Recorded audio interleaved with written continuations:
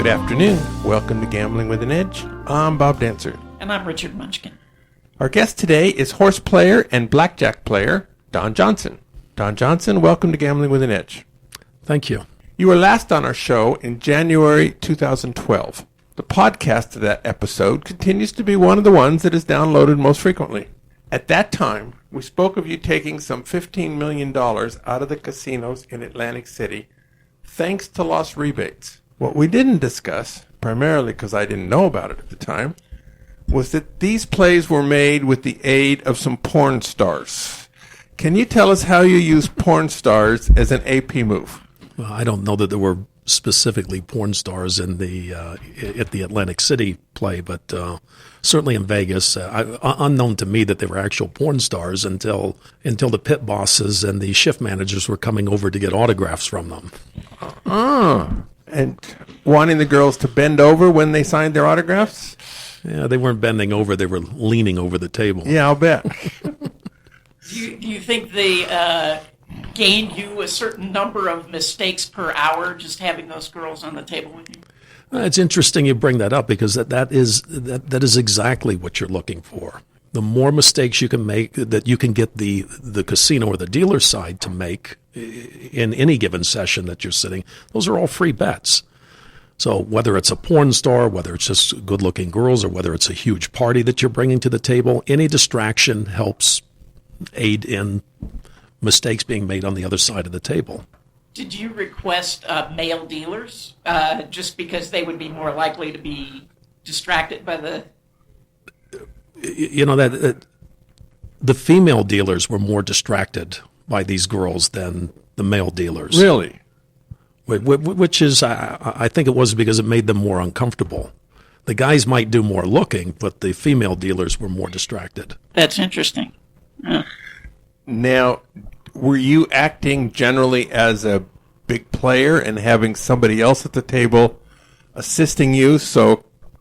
Or were you trying to do everything amidst all these distractions?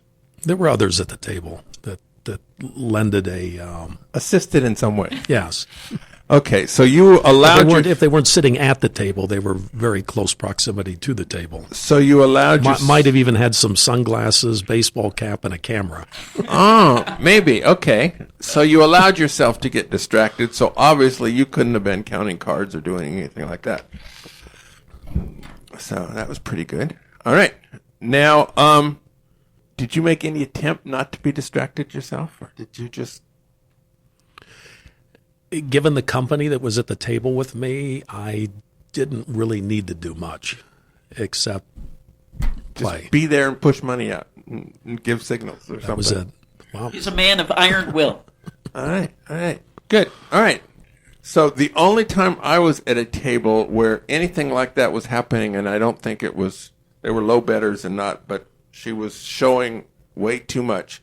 And all the guys in the whole casino were coming around, standing around the table, hoping to get a view of something that it's no big deal. You've seen it all, but you can't stop yourself. If somebody would sit down and say, "Well, what's going on?" and we go, "We're looking. What are you doing?" And they just keep playing. So. And the girl didn't care, obviously. I don't know that she knew what was going on. She was kind of oblivious. I think she had some chemical help, but I don't know for sure. But there's a female dealer, and she was laughing at it. She thought it was funny. All right. See, the female dealer's laughing at it. She's already distracted.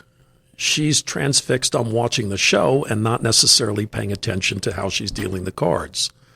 So she might miss this. She might miss asking you if you want insurance. She might miss asking you if you even want a card because now she's on autopilot. She might make the assumption that you're going to hit or not hit this particular hand. But look, I don't make the rules. If it's in my favor, I'm going to say, look, you didn't ask me. Well, I probably wouldn't have hit that anyway, or I would have stood. It's irrelevant. I don't make the rules. Right, They're your it's a rules. free roll. Yeah, they're your rules. If it doesn't turn out in my favor, I got a free bet. Right. Yeah, one bet an hour is probably enough to have an edge by itself. So. I would think so. It's enough to hire. Is it enough to hire the girls? All right. No, wait. I have to say, when I was a dealer, I remember an incident where the shift boss happened to be where I was, and this other boss came over, and there was all of this commotion going on in the casino, and I didn't know what it was about. And the guy comes over and he says, "You see that girl on table 3?" And the shift boss goes, "Yeah." And he goes, "I'm really pretty sure that's a guy."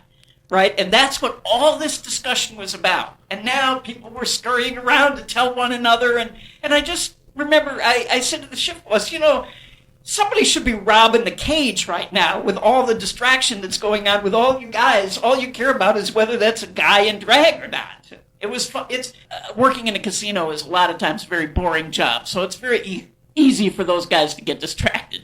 I'll bet. I wish I'd thought of that. It's not too late. Is your career over? All right. MGM Grand in Las Vegas. Apparently, not so long ago, you got a big party comped for someone the MGM would consider an advantage player that they did not want anywhere close by. But you got a great party comp, including having a celebrity guest show up. How did that all happen? I assume we're not talking about this person's name, so but it was look, it was a nightclub event, and when you're in the nightclub events, I don't think they pay that much attention to it. They want to know when you come back to the tables, who are you with, and what element, what mindset is everybody in.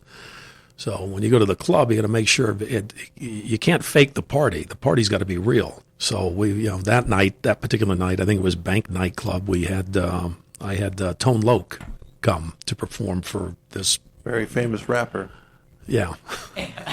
Among other things. I have to say the guy's got a great voice. Yeah. So and did the casino pay for him to come and perform? They comped it.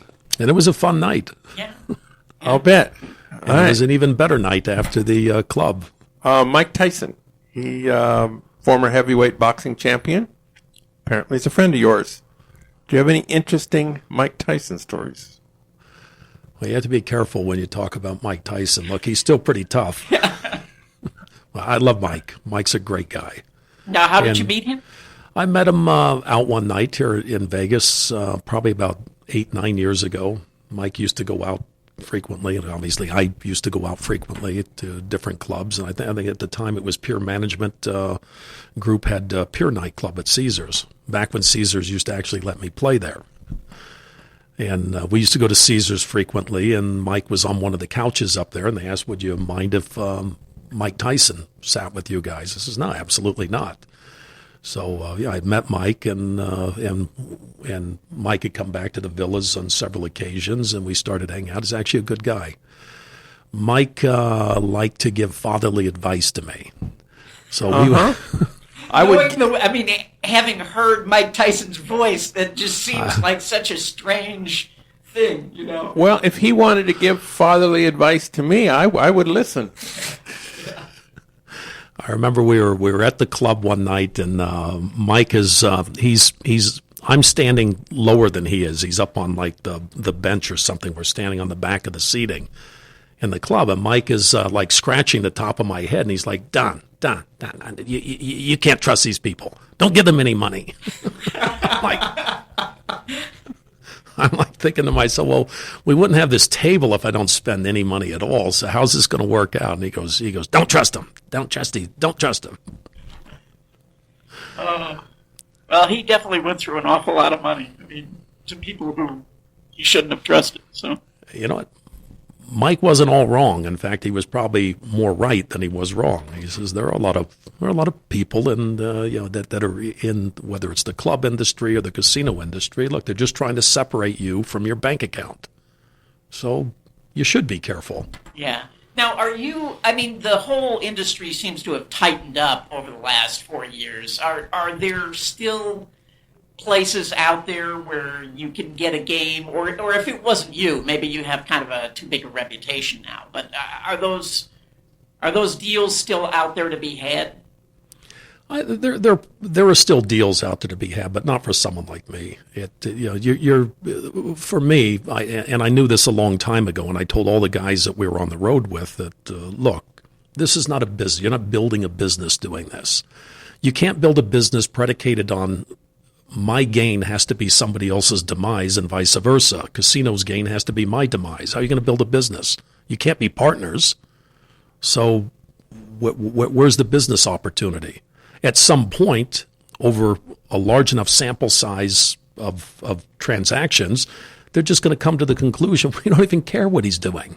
What does it matter? That is exactly what happens, in my experience. They have no idea what's happening. Yeah, They exactly. just go, Irrelevant what he's doing. All we care, we're not beating him. Right. And we're giving all these comps, and he's using our private jets. And at some point, they just start to take things off of the table. That's when you know you're at the beginning of the end. I hate when you lose the private jet.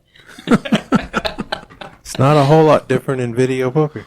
Yeah, just on a much smaller scale. Yeah, it was airfare on public airlines. Okay, but a mutual friend of ours said, talk about Ibiza, which is this in Spain, I guess, seaport town, and wanted to talk about the Club Amnesia liquor supply.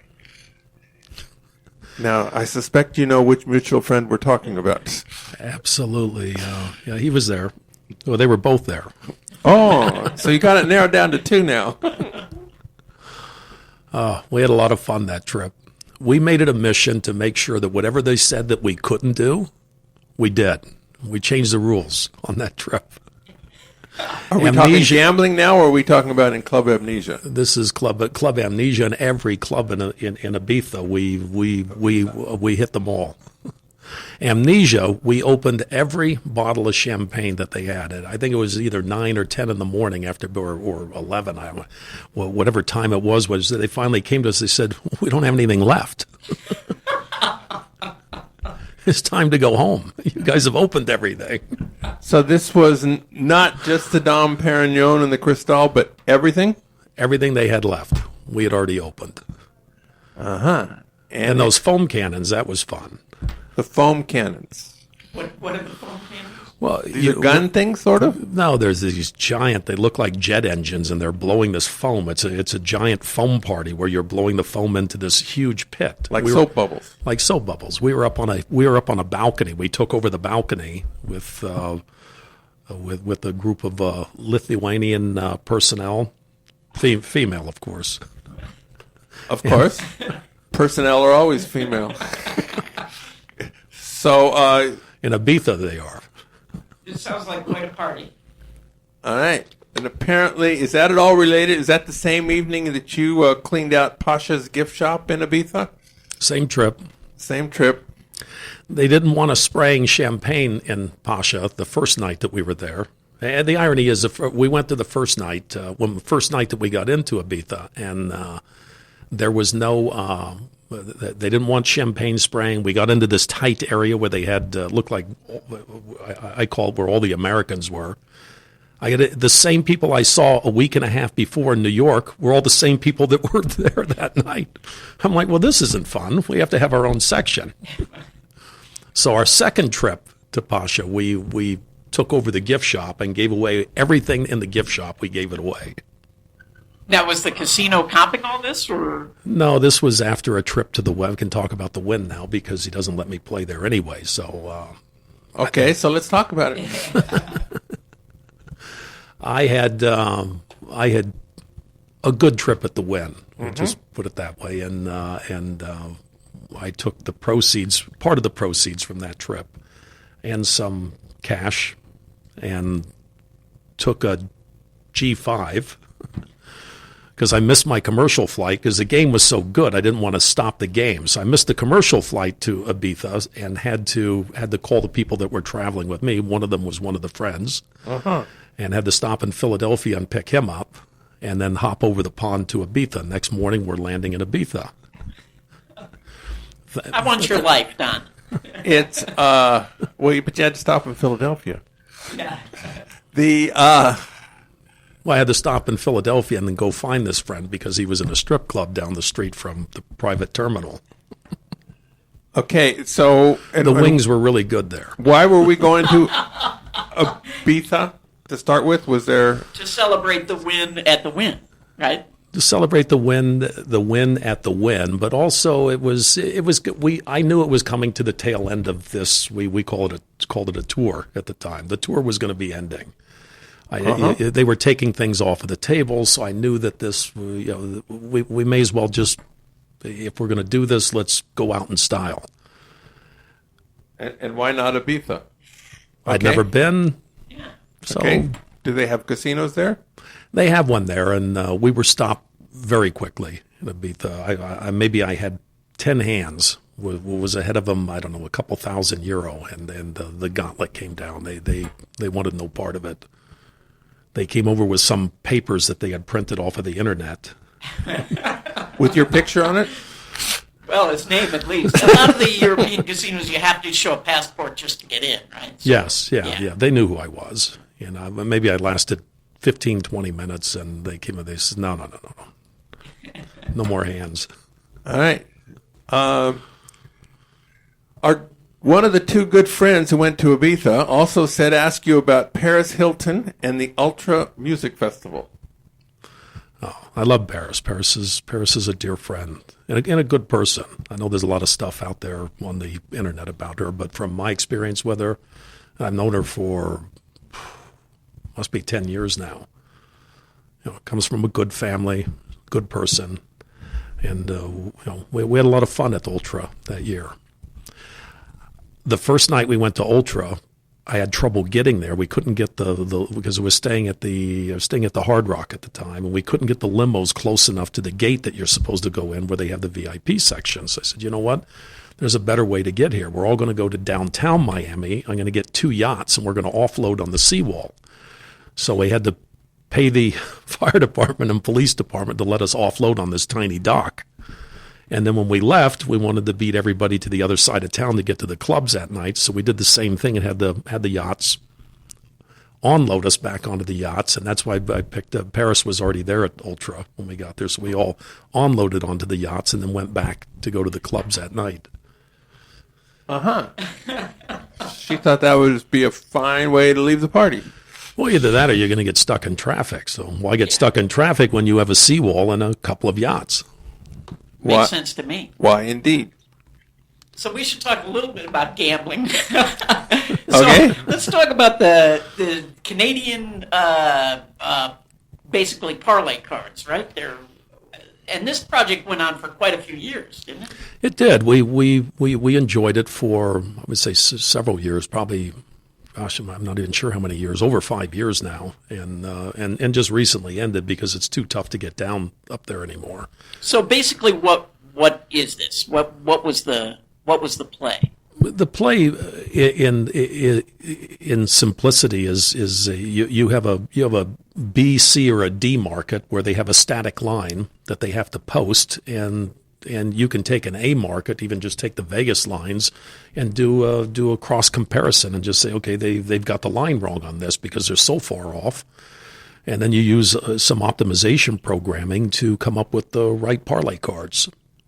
Parlay cards, in a sense that, let me give you, for instance, they used to in hockey. Hockey was great up there because hockey's big in Canada. They got a lot of action on it, so you could play more parlay cards on hockey because their liability limits were higher.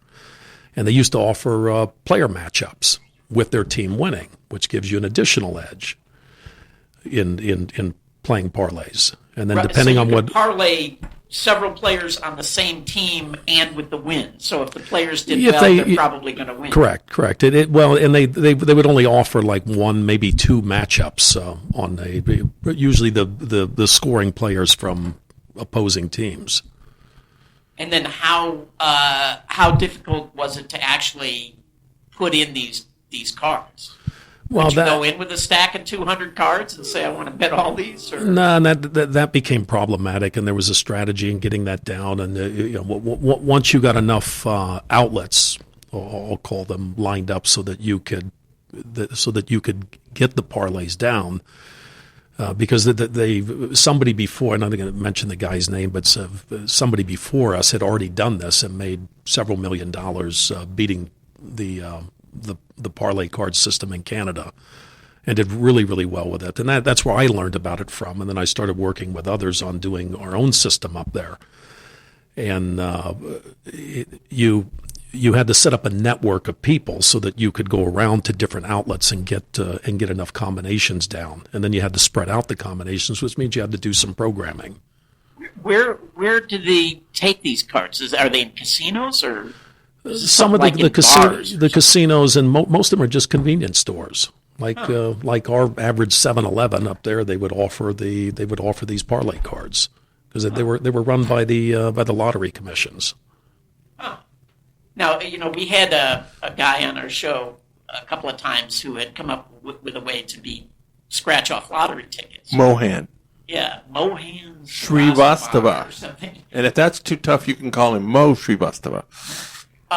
But anyway, my first thought when he was talking about it was, you have to buy a liquor store so that you have all the lottery tickets to be able to go through. So did you consider just buying a convenience store or several convenience stores to... We looked at doing that, in fact, buying kiosk that offered a lottery terminal and have 10, 15, or even 20 of them. And as long as the kiosk or newsstand or whatever it is was profitable on its own or even break even, then you didn't have to worry about anything except playing the pro line. But to make that investment, it's hard to make that investment in doing that, not knowing how long the project's going to last.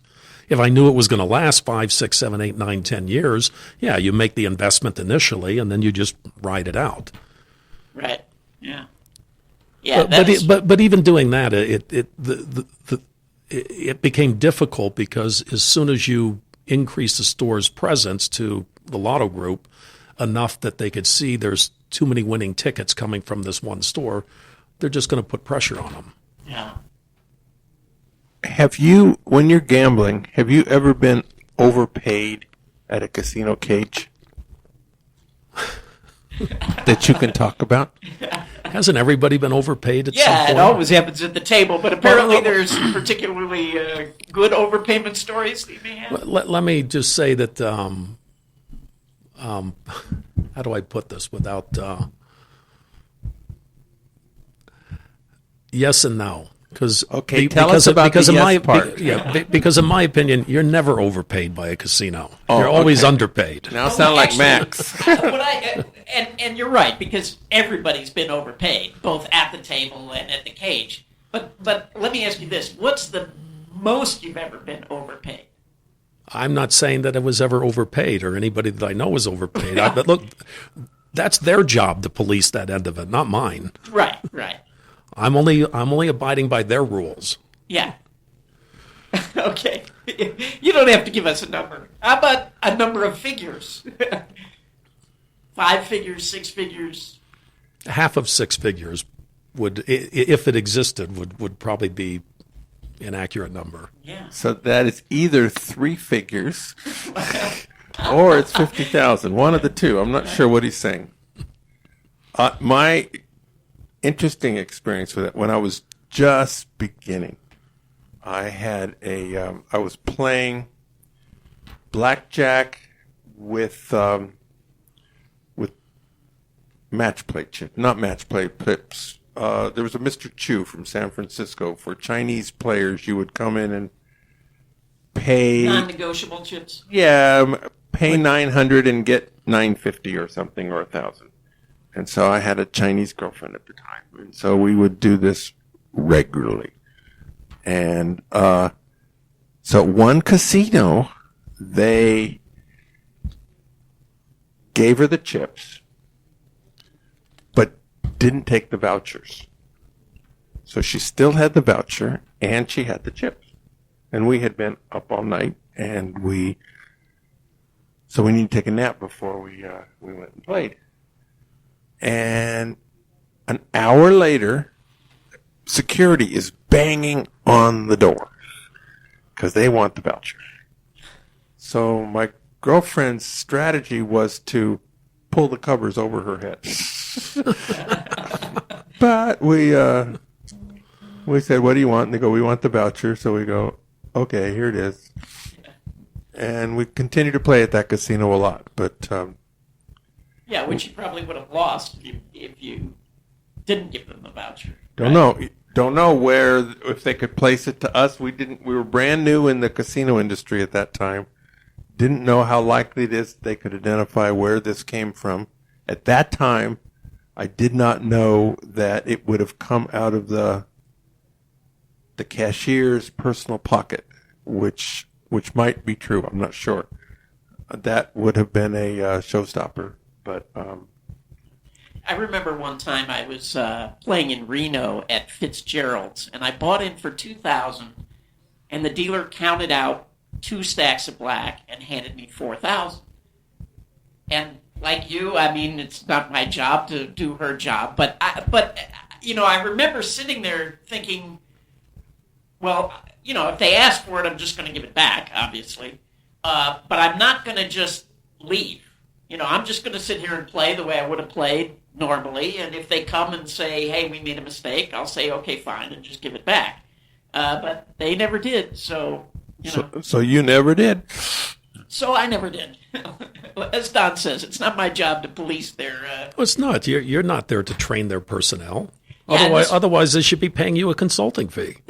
Exactly. And this was not an inexperienced dealer, actually. I was quite shocked, But, some of those dealers, at least back then, had been, dealing since the 50s up there in Reno. And they were half asleep, So, yeah. As a for instance, I was speaking at the, it was a World Gaming Surveillance Conference. It was out down at the, Willie Allison's conference. Is that, I think it is. He's an Australian guy. Yeah, they had it down at the past South Point. What's the next casino?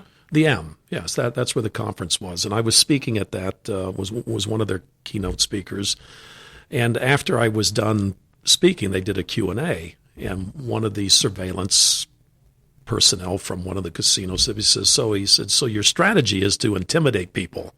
I go, whoa! I love everybody. I'm not here to intimidate anybody. It's not my job to train your personnel. That's your job. So this isn't about intimidation. This is about you probably didn't do your job. So don't look to me just because you guys lost on a trip and say, look, I'm not the bad guy.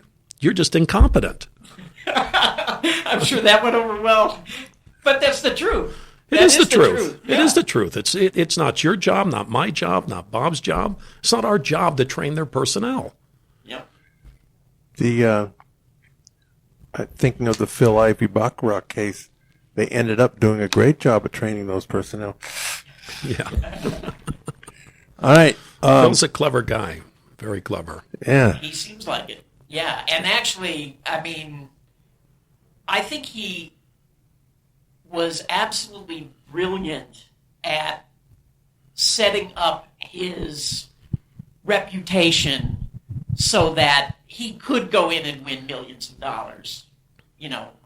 Multiple times. Multiple times in multiple places, in multiple countries. Around the globe. Yeah, exactly. But even before that, I know he cultivated a reputation as a craps degenerate when I don't think he was playing without an edge from the very beginning. With comps and things. With loss rebates.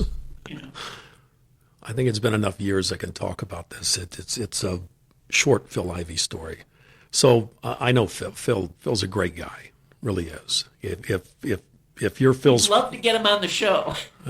That's up to Phil. Yeah. I'm sure when maybe the stuff is done with Crockford's and maybe Boyd Gaming, he might come on the show. In fact, the stuff is still going on, so I probably shouldn't talk about it. But no, I'll talk about it. So I see Phil in Australia.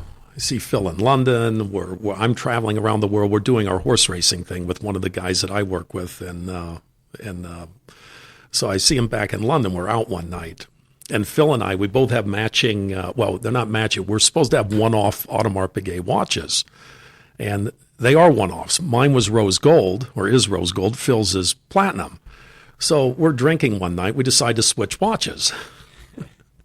So a year goes by. We're going with the intent to switch back, obviously. And I thought to myself, well, I got one over on the great Phil Ivey.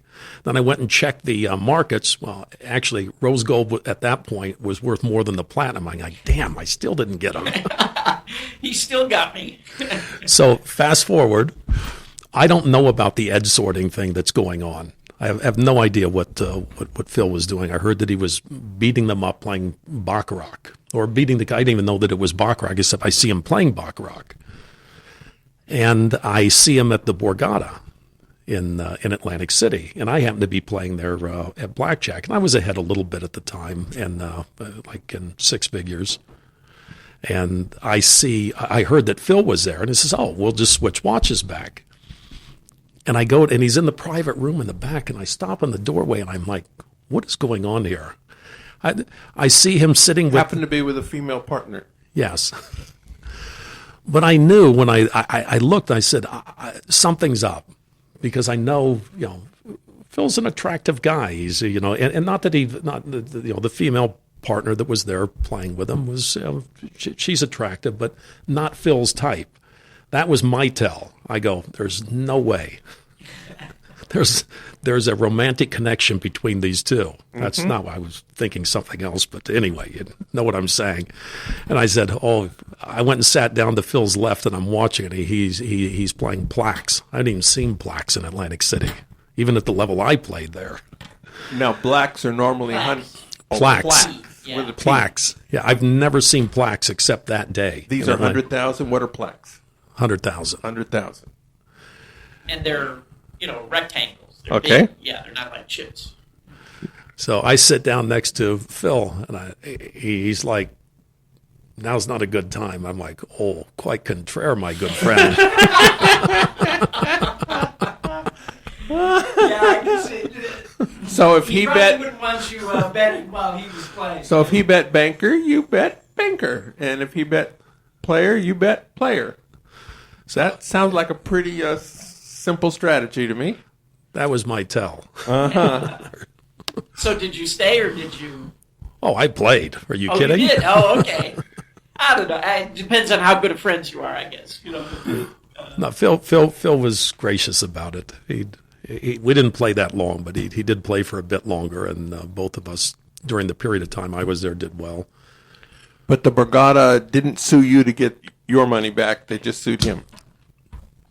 They sued him. They didn't. Yeah, they didn't sue me. Well, What are they going to sue me for? For being for copycat. yeah. For one little play for some short amount of time. All right. Plus, you didn't even know what was going on. So. Well, exactly. I mean, what could I tell them? Nothing. That I just knew he didn't have a romantic connection with this other person. Right. Yeah. Well, and also, I mean, you also knew that he wasn't betting 100,000 a hand just to gamble. Right? Exactly. I mean, that's. And they should have known that too. Yeah. That's really the gist of probably any case. It's funny because I remember one time going back in the Tyson fight days. Everybody was in the MGM. When the Tyson fights were going on, and I remember walking by a baccarat table and doing a 180 because I saw a guy I knew sitting on the baccarat table with a big pile of chips in front of him, and I thought the same thing. I thought, there is no way that he is gambling. It's just not possible. So, I just sort of filed it away and said, oh, I better go look at these baccarat games later and see what's going on. But why should the casino have known? The lot of big poker players and other serious gamblers are extremely good at their game, but they have major leaks in something else. Well, that's why I'm saying Phil, I think, did a tremendous job of cultivating that persona. And before the whole edge sorting thing, he was known for playing craps, but he was getting a loss rebate when he was playing craps. So, he just did a really good job of playing that up as the degenerate poker player who's got a big leak. And I think his race worked in his favor in that regard. I think it's always a good idea to take advantage of the inherent racism in casinos, right? They're always going to think that women are not as smart as men. You know, they're always going to an Asian big player is going to get way more leeway than a Caucasian big player, and I think that worked to his advantage as well. Yeah, I don't know that that's the case, but I will say this, that in Phil's case, if the casinos made that assumption, they would be completely wrong. He's very bright. Oh yeah. Well, a lot of bright players have serious leaks. I mean, Stu Unger was extremely bright, and he had a major. I don't know if you call cocaine a leak or not, but yeah, he also had a big sports betting league and golf league and playing golf league. Do you play golf? I never. I'm not as good as others, but I try to play, but I just hack up the course. If you have a really nice course, you don't want me on it. Well, it depends. How much are we betting per hole? We might want you on there. I know. I always thought that was a game. If I could ever learn to play it, it just seems like there's a tremendous amount of money in golf. If you can get good enough at it, and you don't have to be the best player. You just have to match up well. Yeah, it's the money's made at the first hole where you set the odds and you set the make the deal. make the deal, and you expect to get lied to on the first hole for sure. We've been talking to Don Johnson. Let's take a brief break to hear from our sponsors, and then we'll come back and talk to Don. The South Point has more than 10,000 games, returning more than 99%. This is more than anyone else has. In August, all the promotions will be for those who already get mailers. So, if you don't have a mailer, you don't need to know about it. I will be talking more about it in September when they will have promotions for everybody. Next week's free video poker classes at the South Point on Wednesday, August 17th, will be beginning double bonus at noon and beginning double bonus at 2 p.m. These games provide a good foundation for the later games in the semester. They also vary in the amount you get paid for a straight or a flush, and you'll be able to see how these changes in pay schedule affect the strategy. This gives you a better feel for how to attack the games. If you're ever seeing one for the first time and want to play it seat of the pants intelligently. The classes are held in the Silverado Lounge. They're free for everyone at least 21 years of age. At the Palms, from now until the end of August, they have drawings every Saturday night, 7:15. Winners share $10,000 each night. Every day, Monday through Friday, you can swipe and receive 20 extra drawing tickets. PFP Play for Prizes, Monday through Friday. Until tomorrow, August 12th, you earn Best Buy gift cards. From August 15th to 26th, you earn Macy's gift cards. Prizes are redeemed at a rate of 0.2% for video poker, up to $190 a day. You keep the points. Every Sunday, you earn double points on video poker and 10 times points on reels and video reels. Wednesdays, 500 points earns you a free car wash. Thursdays in July, but Tuesdays in August, the same number of points earns you a free Brendan movie ticket. At videopoker.com, it's the best place to play lots of games. If you sign up for the gold membership, $8.95 a month or $79.95 a year, this allows you to get corrections on most of the games.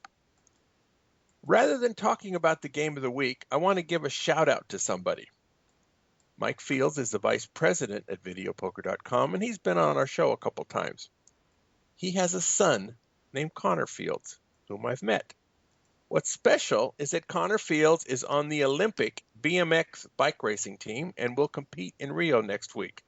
This is the first time I've personally known an Olympic athlete, and I'm pretty excited. Go Connor. Okay, let's go back and talk to Don Johnson. So there's a guy named Afrojack on my list of things to ask you about. I had to look up Afrojack. I found out he's a hell of a DJ. I don't go to nightclubs, so I had never heard of him. Why are we asking you about Afrojack? Nick is the name. Nick, also a good friend and a very, very talented individual, musician, composer, unbelievable talent. I met him when we were on the tour. And I would say, I think he did a couple of his songs and sets while we were on the private jet, the casino's private jet. Oh, so he would ride with you? Yeah, we go back and forth from here to L.A. and other points, and became friends with him, and then ultimately good friends with him. And we did a set, and I had made an arrangement with Nick to do a set on a private yacht for me for a party that I was throwing during Ultra, and I hear that the party was absolutely fabulous and that his set was off the charts, but I wasn't there. You weren't at your own party? Where were you?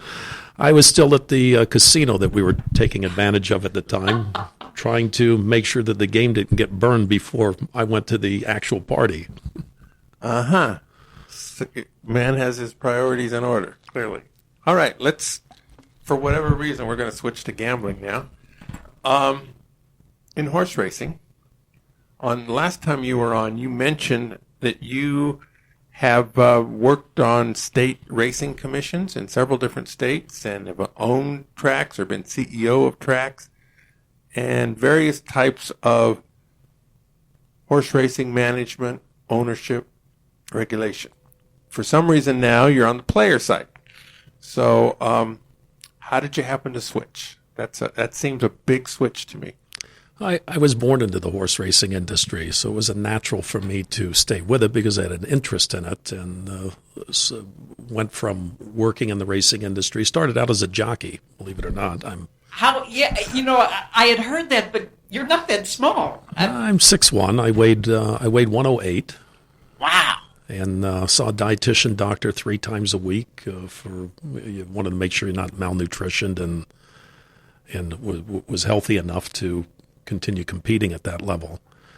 And obviously, I'm not built small enough to really sustain that as an occupation. So I retired from riding and then got into officiating and worked for several different state racing commissions as a state judge regulating horse racing, presiding judge in some states, deputy judge in others, from Oregon to Idaho, Wyoming, Texas.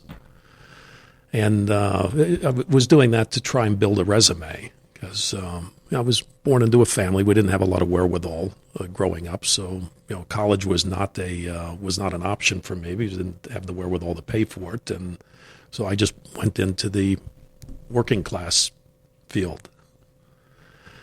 And working in the public sector is rewarding in a lot of ways, but you're not going to make a lot of money doing that. So I slowly transitioned from that to the racetrack management side and hooked up with some investors and ultimately friends out of Florida and bought into a racetrack and then transitioned that into managing and becoming president and CEO of different racetracks across the country. One of them, Playfair Racecourse, where I was president and CEO of Muckleshoot. Muckleshoot has probably one of the largest casinos in the state of Washington. What people don't know is that they had a long-standing fight with the Washington state government and the Washington State Horse Racing Commission in trying to get licensed in to own and operate a racetrack in the horse industry.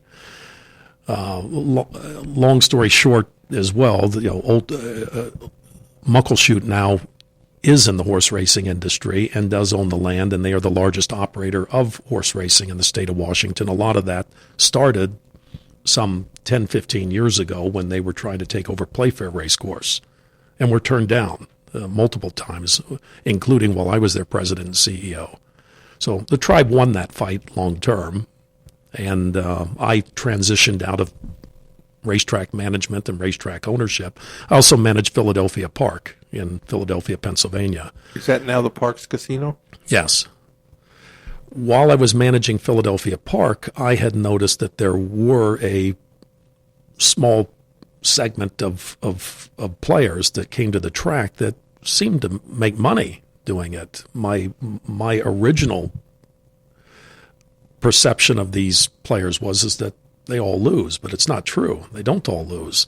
Some of these guys use analytics and analysis using past performance data to accurately figure out a probability line when laid over the public odds line, they can make a living, or not just a living, make a decent living out of playing the horses. And how did you go from one side to the other? How did you jump that fence? I had met some people and had interviewed a lot of different mathematicians, and finally found the right combination of mathematicians that I wanted to, that could do proper analytics relative to the horse, relative to big data. We'll just call it that. It doesn't have to be horse racing, but it needs to be big data. So you just saw what they were doing and you said, I want to do that. Well, I didn't want to do what they were doing because they had all reached their physical inhibitor. They could only do 1 or 2 tracks a day because they were physically doing the handicapping. If you wanted to do it like Wall Street, then you had to find somebody that could do some sort of some sort of big data analysis so that you could do multiple tracks. Otherwise, it's not. I don't think it would be possible. But I would say in today's market, I think this market's tightened up a bit. Yeah, no secret that in 2008 to today, the market had declined and then it came back up a bit and stabilized now. But it's a lot tougher than it used to be going back to 2008. Well, but also I think the horse racing industry has done a horrible job of promoting itself. It doesn't seem like they've done anything to try to get younger people interested in the sport. It used to be on television when I was a kid. There'd be horse races on the television on the weekends and stuff. I don't see that anymore. Well, it's not on prime time, and I think that I think yes, and I have to point the finger at myself as well, having come from racetrack management. Yeah, we did a bad job. We didn't do a good job sustaining our presence in the entertainment, the sports entertainment world, and trying to keep a proactive position with the public and with in competition to other big sports leagues that have done a tremendous job in promoting themselves.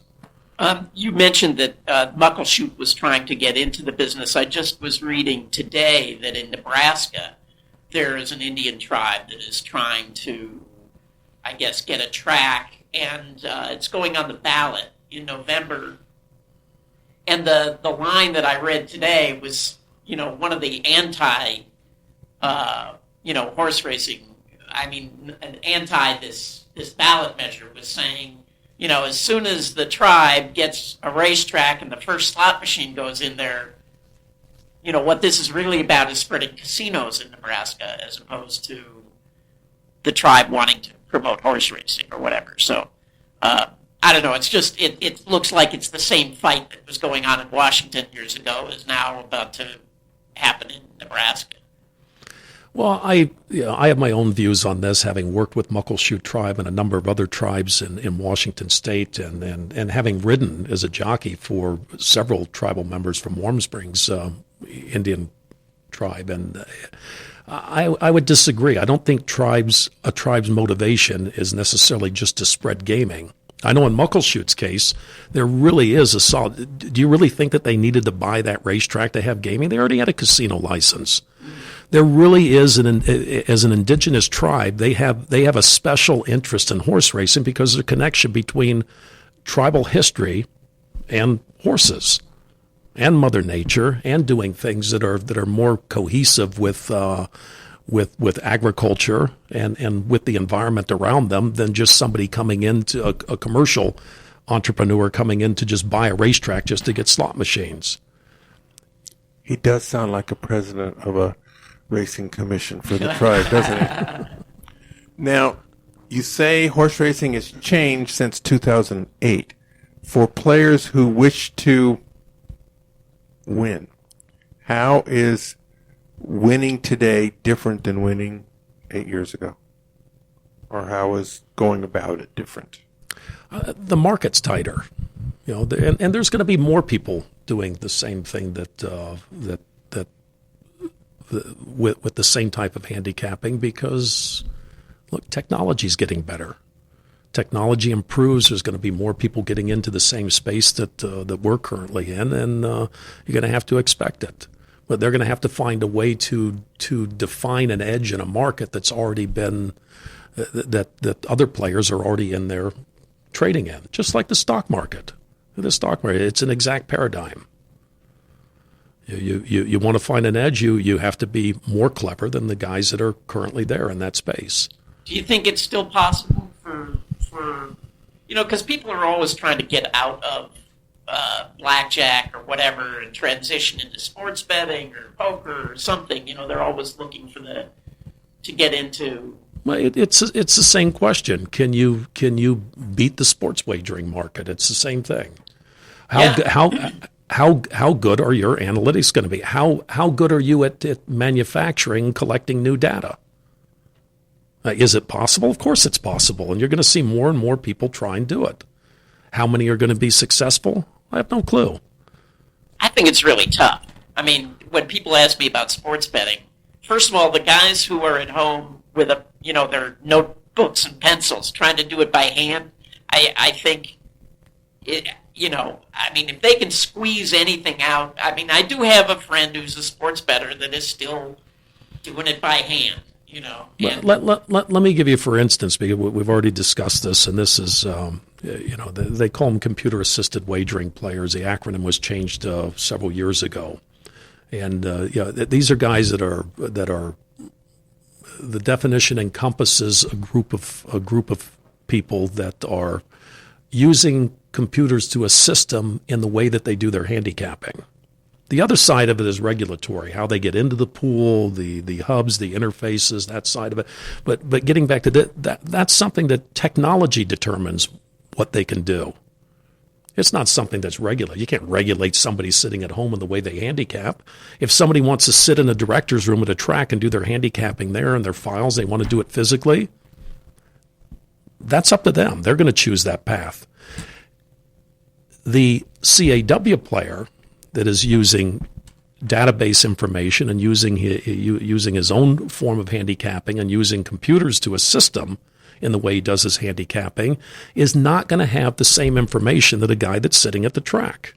So they're still going to have an edge. That guy has information that the CAW player is not going to have. You're not going to compete with him on a race-by-race basis at a specific track.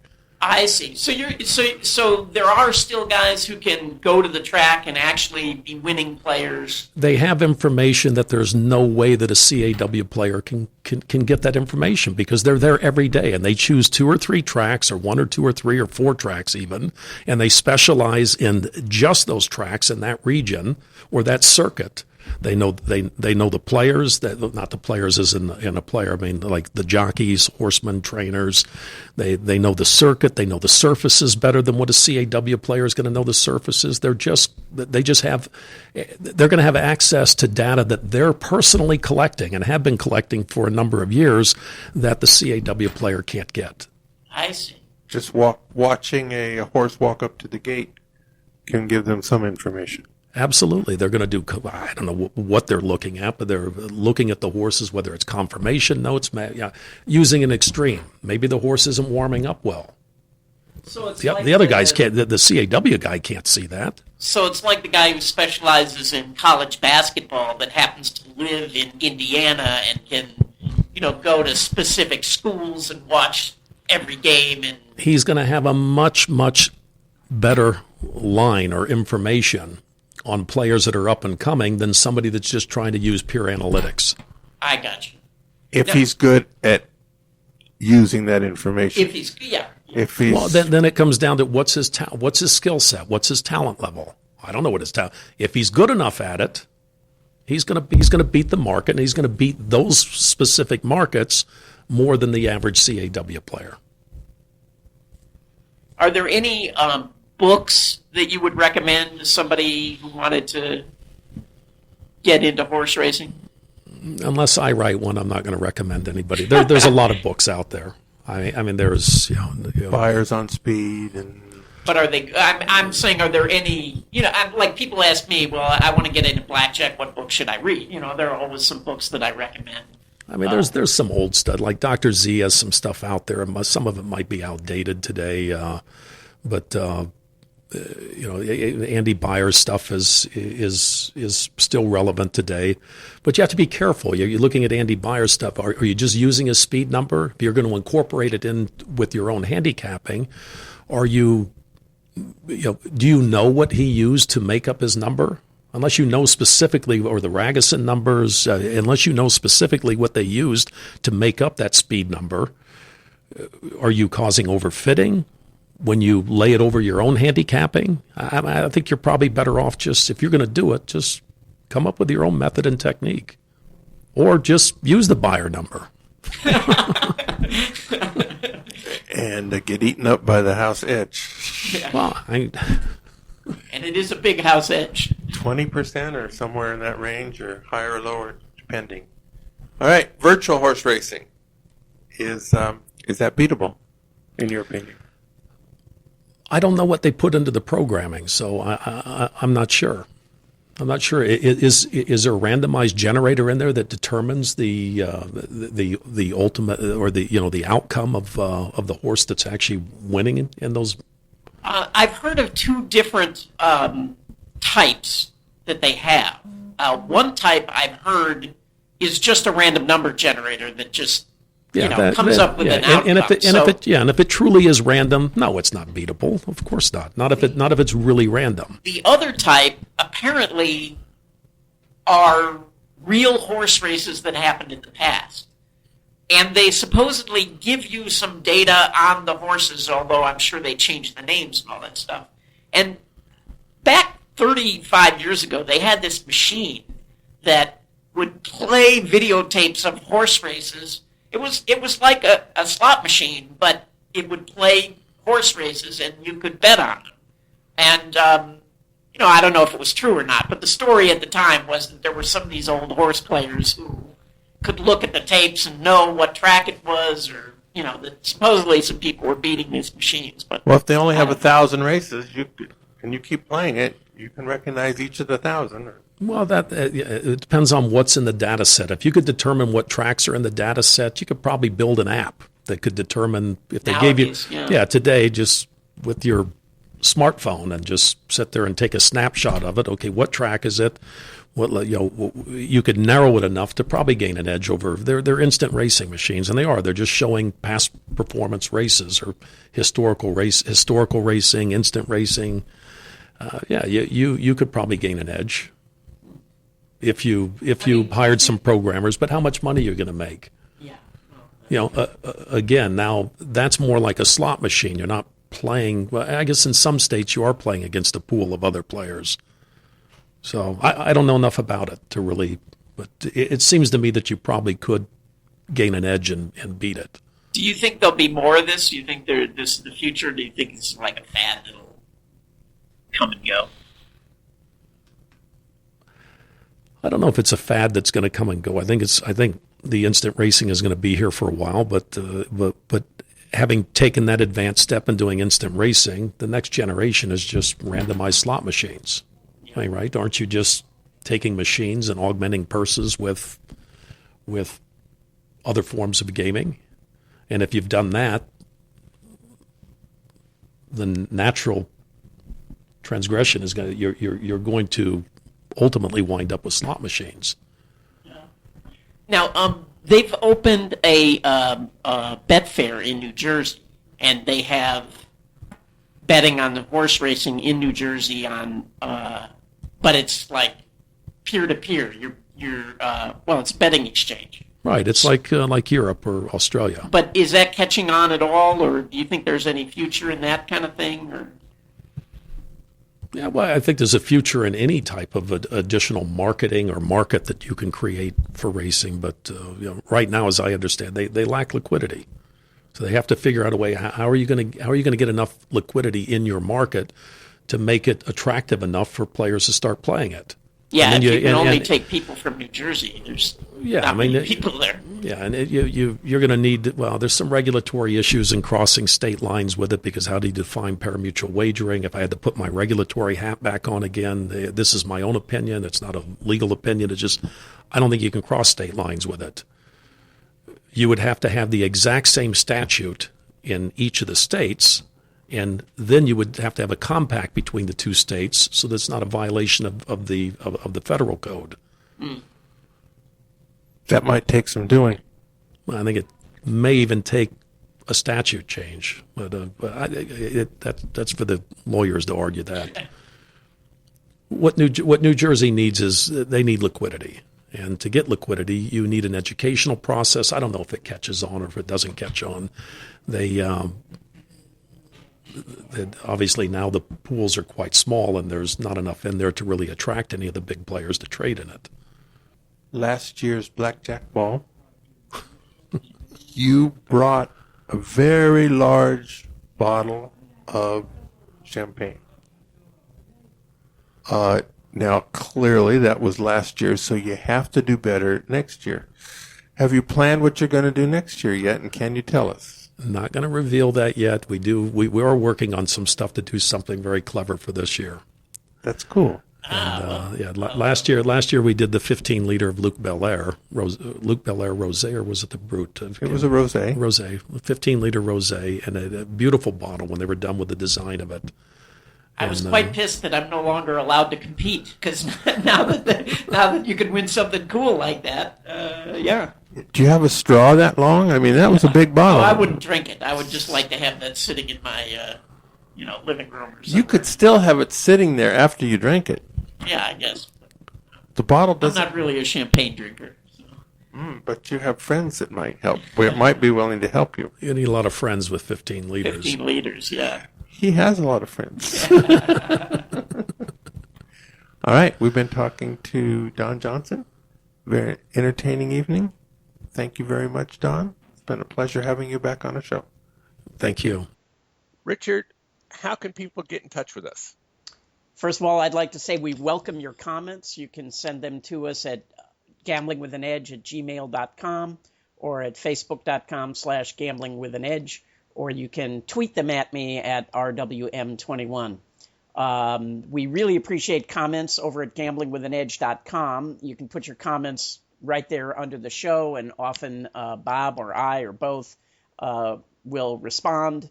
Sometimes the guests will as well. You can get the show delivered to you automatically every week by signing up at iTunes, Stitcher, YouTube. And to find an archive of every past show, you can find that at bobdancer.com. Thank you, Richard. Thank you, Don Johnson. Go out and hit lots of royal flushes, everybody. Good day.